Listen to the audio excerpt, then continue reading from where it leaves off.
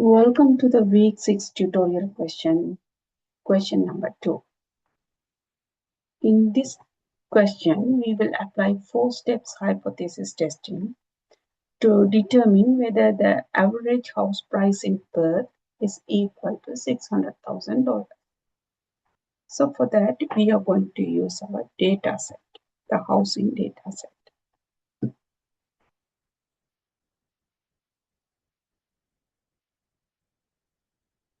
So this is our Perth housing data set in which our interested variable is price. So I copy the price variable and then I paste it into this new sheet and then I rename this new sheet as a question number 2.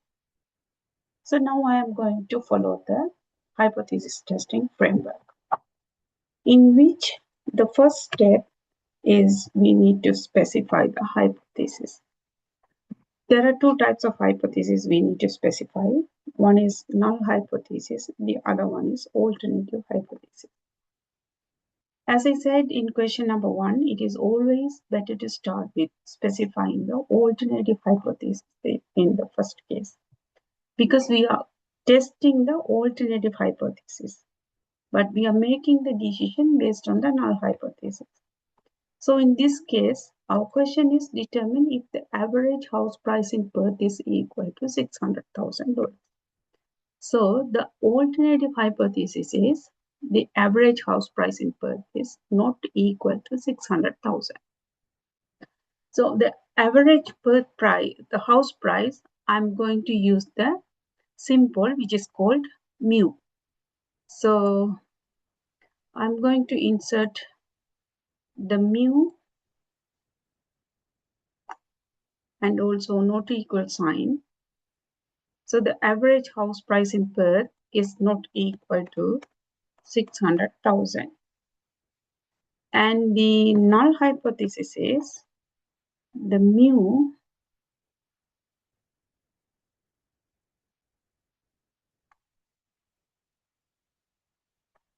is equal to 600,000.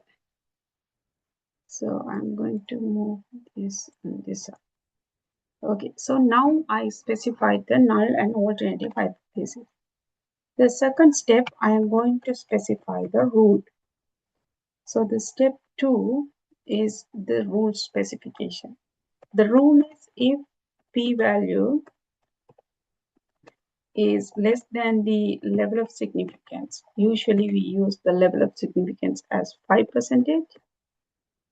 So at this level, if the p-value is less than the level of significance, then we reject null hypothesis in favor of alternative hypothesis. So this is the decision rule. So this rule is applicable for almost all the hypotheses. And in the step 3, we are going to do the analysis. So in this section, we are going to determine the test type, and also we are going to do the assumption check. So for determine the test type, here we are having only one sample, that is the price that we are going to test. So one sample, and we are going to do the t-test. The reason why we choose the t-test, because we don't know the population standard deviation. So if we don't know, or if the population standard deviation is unknown, then we are going to do the t-test. So now we specified which test that we are going to use. Then we are going to do the assumption check. For the assumption check, this sample is more than 30. So we are having the biggest sample size, and also the variable is random variable. So it is good enough to use this t-test for this data set. The step, so for deciding or making the conclusion regarding the step 4, we need to estimate the p-value from this analysis. So for the estimating p-value, we are going to use we can use the two types of method. Maybe we can use the analytical toolpack, or maybe we can use the template. I will show you the both method, how we can estimate the p-value to compare with this alpha. So using the analytical toolpack, I'm going to use the data analysis toolpack. So using this data tab, click on this data analysis, and then you will end up this kind of data analysis box. So in which you can choose the t-test, but if you look at here, these are the 2 sample t-tests. But for us, we need 1 sample because we are dealing with the price. So what can I do is, here I am going to create another variable which is having 0 observation. The value is 0. So just I inserted the another column as a dummy variable, and then I put like 2 observation as a 0. So now I am having 2 sets of variable, and then I can compare the mean of this variable with this variable because the test is specified in this way. So that's why I created another variable with 0 observation, and now I can choose this t-test with 2 sample. And again, question is, are we going to use this equal variance or unequal variance? If you look at this data, this has observation as a 0, this has the observations with more than 0 value. So definitely we are going to have the unequal variance between these two columns. So I'm going to use this unequal variance t-test, and then if you click OK, this will ask the variable names. So the variable 1 is price, and the variable 2 is the dummy variable, and then hypothesis mean difference is 600,000 because I'm going to test the 600,000. If you're testing this one is 0, then you need to specify this one as a 0. In this case, we are going to test the average price equal to 600,000. So I specified 600,000. And I tick this box because I included the column heading while I select the data range. And the alpha level is the level of significance, which is 0.05 because we choose the 5% level of significance. If it is 10%, then you need to change this one as a 0.1. And the output range, I'm going to get my output here. So I put here and then OK. So now I am having the output, the estimated output here. So now we are going to compare the p-value with the level of significance. So if you look at the p-value, we are having 2 sets of p-value here. One is one tail, the other one is the two-tail p-value. So the question is, are we going to use this one or this one, right? If you look at the alternative hypothesis, our alternative hypothesis specified as non-equal. So since we are specifying our test with non-equal sign, we are going to use the two-tail test. So our p-value is 0. Therefore, the conclusion is our p-value is 0, which is less than the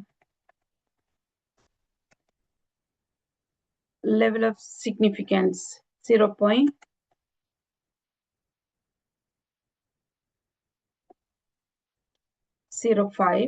So we reject null hypothesis in favor of alternative hypothesis. So that means we are having enough evidence to reject the null hypothesis. So this is our conclusion. But instead of using this analytical toolpath, we can also use the template. So if you go to your lecture template, so in this template, one sample test for the mean where the population standard deviation is unknown. So this test is specified for the population standard deviation is unknown. So I'm going to copy this template and then I'm going to paste this template here. And now I'm going to get the values here, right? The sample size is the number of observations and the sample mean is this one, and the sample standard deviation, I need to estimate the sample mean. So you need to do the descriptive statistics, data analysis, descriptive statistics, input range is this one, and then label in the first row, output range. I'm going to get my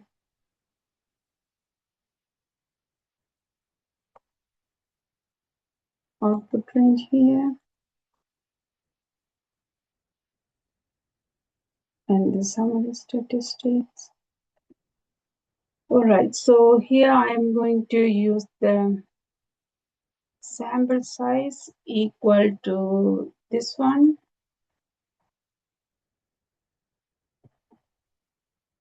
equal to this one, and the sample mean is equal to this one. The sample standard deviation is this one, and the hypothesized value is 600,000. The level of significance is 0.5, and then we are having our p-value two-tail test statistics and the p-value, and then we are having our two-tail result is p-value for the two-tail test is 0. So our conclusion is we are rejecting the null hypothesis. So this is one-tail test. This is also one-tail test, but since our specification is not equal, therefore we are choosing this result, right? And then depending on this result, we are rejecting our null hypothesis. We have enough evidence to reject our null hypothesis in favor of the alternative hypothesis. So this is the question number 2. So that's all about the question number 2, week 6 tutorial.